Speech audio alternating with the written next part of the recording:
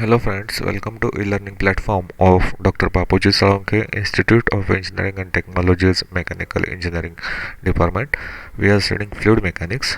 In last session, we had discussed about the Pelton wheel turbine, which was the tangential flow impulse turbine. Now we will be discussing about the radial flow reaction turbines. So what is radial flow turbine? The radial flow turbines are those turbines in which the water flows in the radial direction. जर एखाद्या टर्बाईनमध्ये water हे radially flow होत असेल तर अशा टर्बाईन्सना आपण radial flow turbines म्हणतो. मग आता रिॲक्शन टर्बाईन म्हणजेच काय की असे टर्बाईन की ज्याच्यामध्ये टर्बाईनच्या इनलेटला kinetic as well as potential energy जर प्रेशर एनर्जी अवेलेबल असेल तर अशा टर्बाईन्सना आपण रिॲक्शन टर्बाईन म्हणतो. आता याच्यामध्ये दोन टाईप्स आहेत. तर त्याच्यामध्ये पहिला टाईप जो आहे तो इनवर्ड फ्लो रिॲक्शन टर्बाईन आणि दुसरा जो आहे तो outward flow reaction turbine. So what is inward flow reaction turbine? If the water flows from outwards to inwards, जर वॉटर आउटवर्डपासून इनवर्डला फ्लो होत असेल थ्रू द रनर तर अशा टर्बाईन्सना आपण इनवर्ड रॅडियल फ्लो टर्बाईन म्हणतो. And if the water flows from inwards to outwards the turbine is known as outward radial flow turbine. Okay, आता रिॲक्शन टर्बाईन म्हणजे आपण ऑलरेडी डिस्कस केलेलं आहे की टर्बाईन्समध्ये जर kinetic energy as well as pressure energy available असेल तर अशा टर्बाईन्सना आपण रिॲक्शन फ्लो टर्बाईन म्हणतो. Okay, so what are the main parts of radial flow reaction turbine?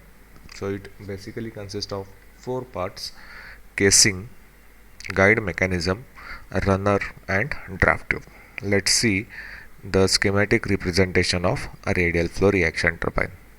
So this is the radial flow reaction turbine.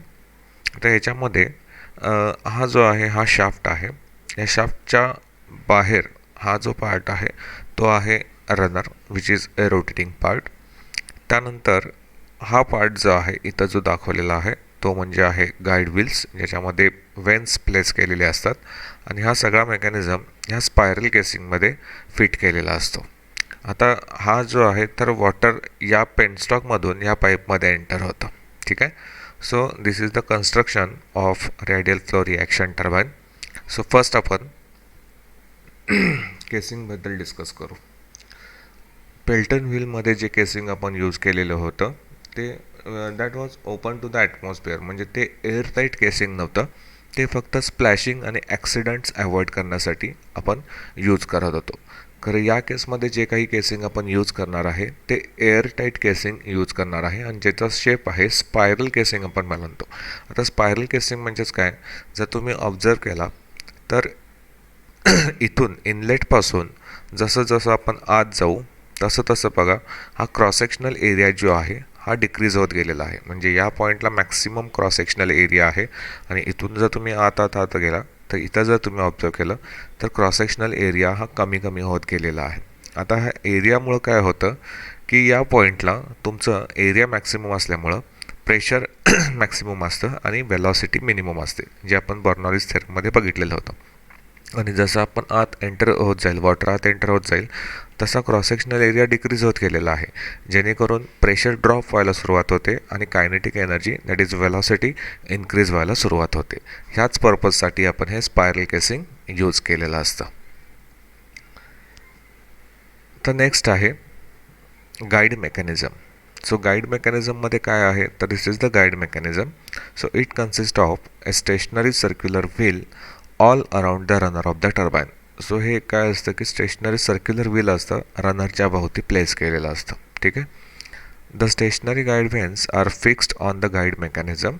The guide vanes allow the water to strike the vanes fixed on the runner without shock at inlet. आता ह्याच्यामुळं काय होतं की जे काही हाय स्पीडमुळं, कारण cross sectional area decrease झालेला आहे त्यामुळं वॉटरची कायनेटिक एनर्जी इन्क्रीज होते. सो त्यामुळे जे काही हाय स्पीडनं वॉटर येणार आहे ते विदाऊट शॉक या वेन्सवर एंटर होतात. कोणताही शॉक इम्पॅक्ट होत नाही, जेणेकरून कोणताही पार्ट इथं डॅमेज होत नाही. Also by a suitable arrangement the width between the two adjacent vanes of the guide mechanism can be altered so that the amount of water striking the runner can be varied. आता ह्याच्यामध्ये अशी arrangement केलेली असते की जी काही वॉटरची amount आहे ते आपण कंट्रोल करू शकतो. सो हा होता गाईड मेकॅनिझम. नेक्स्ट आहे runner. So runner is a circular wheel on which a series of radial curved vanes are fixed. आता इथं जर तुम्ही ह्या लाईन्स बघितल्या, ह्या लाईन्स म्हणजेच काय आहेत तर हा ब्लेड्स आहेत किंवा वेन्स आहेत. Okay, the surface of the vanes are made very smooth. आता हे जे सरफेसेस आहेत हे एकदम स्मूथ असतात जेणेकरून लॉसेस अवॉइड केले जातील. Okay, the radial curved veins are so shaped that the water enters and leaves the runner without shock. So हे अशा पद्धतीनं अरेंज केलेले असतात की जेणेकरून ह्या स्पायरल केसिंगमधून जे वॉटर गाईड वेन्स थ्रू ह्या रनर्सवर येणार आहे ते विदाऊट शॉक एंटर पण होतील आणि टर्बाईनला सोडूनसुद्धा जातील. आता हे रनर्स कशापासून बनलेले असतात तर कास्ट स्टील, कास्ट आयर्न किंवा स्टेनलेस स्टीलपासून ते बनलेले असतात आणि विच आर कीड टू द शाफ्ट. हे या शाफ्टवर माउंट केलेले असतात. ओके, आता लास्ट इम्पॉर्टंट पार्ट आहे की ड्राफ्ट ट्यूब. आता ड्राफ्ट ट्यूबचं मेन फंक्शन काय आहे, the pressure at the exit of the runner of the reaction turbine is generally less than the atmospheric pressure. आता असं काय होतं की आपण काय केलेलं आहे की इथं स्पायरल केसिंग यूज केलेलं आहे आणि स्पायरल केसिंगमुळं काय होतं की इनलेटला मॅक्सिमम प्रेशर असतं, मिनिमम व्हेलॉसिटी असते आणि जसं वॉटर या केसिंगमध्ये एंटर होत जाईल तसं त्याचं प्रेशरमध्ये डिक्रीज व्हायला सुरुवात होते आणि व्हेलॉसिटीमध्ये इन्क्रीज व्हायला सुरुवात होते आणि जेणेकरून प्रेशर ड्रॉप होतं.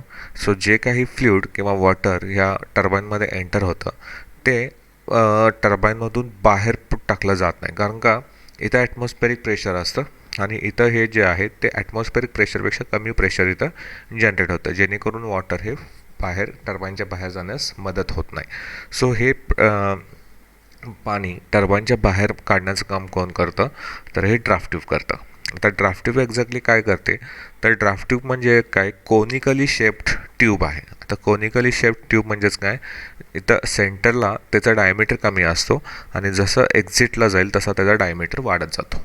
आता ह्या केसमध्ये पहिला स्पायरल केसिंगमध्ये काय होतं तर डायमीटर मॅक्सिमम होता आणि डायमीटर जसं जसं आत जाईल तसा क्रॉस सेक्शनल एरिया कमी होत गेलेला आहे जेणेकरून प्रेशर ड्रॉप झाली, व्हेलॉसिटी इन्क्रीज झाली. आणि ह्याच्या एक्झॅक्टली अपोजिट काम कोण करतं तर ड्राफ्ट ट्यूब. सेंटरला काय असते की त्याचा एरिया कमी असतो ज्याच्यानं व्हेलॉसिटी जास्त असेल आणि प्रेशर मिनिमम असेल आणि जसं जसं आपण एक्झिटला जाईल तसं एरिया वाढत जातो जेणेकरून प्रेशर इन्क्रीज होईल आणि व्हेलॉसिटी ड्रॉप होईल. सो हे मेन काम करण्याचं वॉटर बाहेर काढण्याचं काम कोण करत असतं तर ड्राफ्ट ट्यूब. ठीक आहे. So this is main parts and working principle of radial reaction turbine.